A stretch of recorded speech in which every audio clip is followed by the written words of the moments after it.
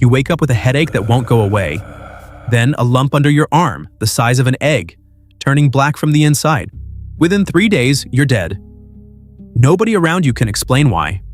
There's no hospital, no explanation, nothing but fear. And the desperation to find someone, anyone, to blame. That was the reality for tens of millions of people throughout history.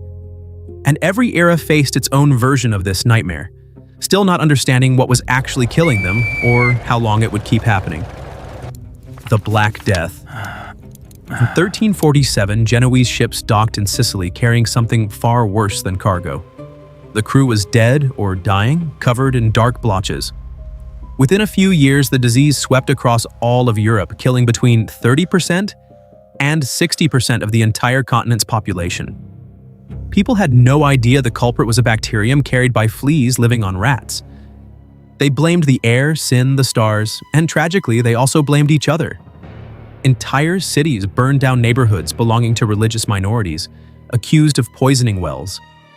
Doctors wore masks with beaks stuffed full of aromatic herbs, believing that foul smells caused the disease. The word quarantine was born in this era. Ships were forced to wait 40 days anchored offshore before docking, in the hope that would be enough. But the Black Death wasn't the first time this exact bacterium had wiped out entire empires. The Plague of Justinian. 800 years earlier, in 541, the same disease had already swept through the Byzantine Empire, killing, by some estimates, up to half the population of Constantinople. Emperor Justinian himself caught the disease and survived, one of the few perks of being at the very top of power. Most ordinary citizens weren't so lucky. Chroniclers of the time described bodies piled up in the streets because there weren't enough living people left to bury them. Some accounts describe ships being used as coffins, packed with corpses and sunk at sea because the land had simply run out of room. At one point, according to contemporary chroniclers, the city was losing around 5,000 people a day. A death rate so fast that no administrative structure in the ancient world was prepared to handle it. The plague weakened the empire so severely that many historians point to this outbreak as the start of the slow decline of the Eastern Roman Empire. Plans to reconquer the old Western Roman Empire, which Justinian had been carrying out successfully, were derailed precisely by the shortage of soldiers, tax revenue, and healthy people left to sustain any military campaign. Some historians argue that without this specific pandemic, the political map of medieval Europe could look completely different today. While the plague spread through the air and through fleas, another disease learned to spread through something even harder to avoid: human touch. Smallpox. Before it was eradicated, smallpox killed more people than every war of the 20th century combined. An estimated 300 million people died from it in that century alone. The disease covered the body in painful pustules, and survivors were often left blind or permanently scarred.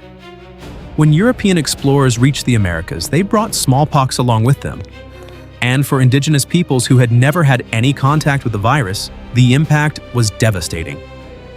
Smallpox is estimated to have killed up to 90% of the indigenous population in some regions, a demographic collapse so massive that it helped decide the fate of entire empires before a single battle was even fought. The smallpox vaccine, developed in 1796 by English physician Edward Jenner, was the first vaccine in history. Jenner had noticed something curious. Milkmaids who caught a milder illness called cowpox seemed to never catch the human version of the disease. Building on that observation, he tested inoculating an 8-year-old boy with pus from cowpox, an experiment that, by today's ethical standards, would never be approved, but one that laid the foundation for all of modern immunology. The word vaccine itself comes from the Latin vacca, in honor of the cows that made the discovery possible. Nearly 2 centuries later, in 1980, the World Health Organization officially declared smallpox eradicated, the only case to this day in which humanity has managed to completely eliminate an infectious disease from the face of the earth. But while smallpox killed through touch, a completely different disease figured out how to hide inside the very water people drank: cholera. In the 19th century, London was growing far faster than its infrastructure could handle. Sewage and drinking water mixed in the same rivers and wells, and nobody knew why outbreaks were killing hundreds of people within days. The prevailing belief was that the disease came from bad air, the very same theory used centuries earlier against the plague. In 1854, physician John Snow decided to investigate differently. Instead of theorizing, he went out and mapped, house by house, where the deaths were happening. He drew a map marking every death with a small black line, and the pattern that emerged was impossible to ignore. The cases clustered around a single water pump on Broad Street.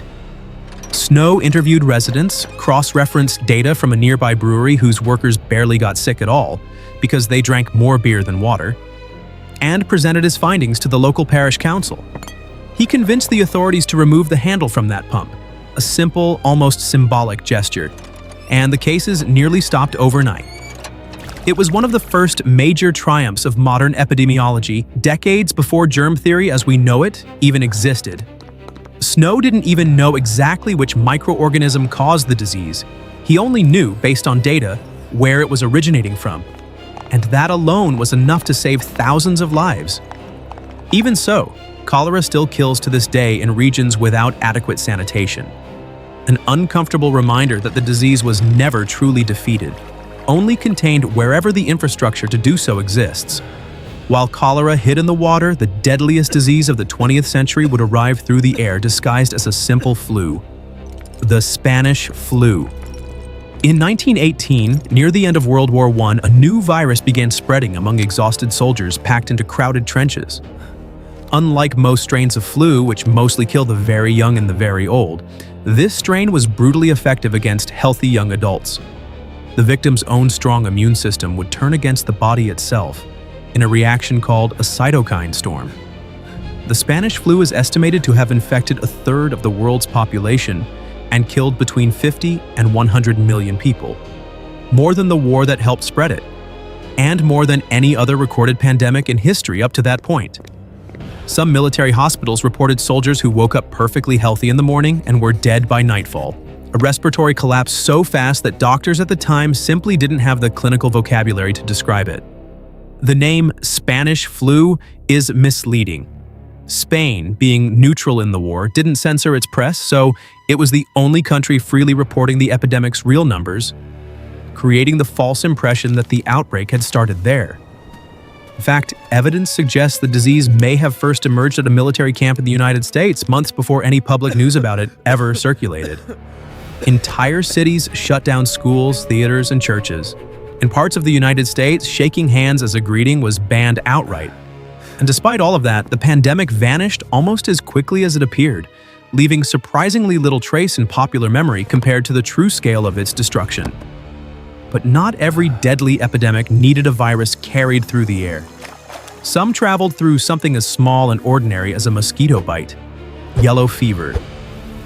During the construction of the Panama Canal in the late 19th century, thousands of workers died before engineers discovered that the disease didn't come from miasmas rising from the soil, as was widely believed. It came from mosquitoes breeding in any stagnant puddle of water near the work camps. Cuban physician Carlos Finlay had proposed this exact theory decades earlier in 1881, but was mocked by the scientific community of the time, who preferred to blame contaminated clothing and the personal belongings of the sick. It wasn't until an American medical commission, led by Major Walter Reed, experimentally confirmed Finlay's discovery that authorities finally took mosquito control seriously, draining standing water, installing window screens, and isolating patients under mosquito netting. The results were almost immediate. In Havana, yellow fever cases dropped from hundreds per year to nearly zero within a few months. The same method, later applied during the construction of the Panama Canal, finally allowed the project to be completed. Something engineering alone could never have achieved while the disease kept decimating the workforce. It was one of the first times in history that controlling an insect, rather than the disease itself, resolved an entire epidemic. But if yellow fever took decades to be taken seriously, there's one disease humanity has known intimately, named differently in nearly every war throughout history, and still insisted on ignoring for centuries. Typhus.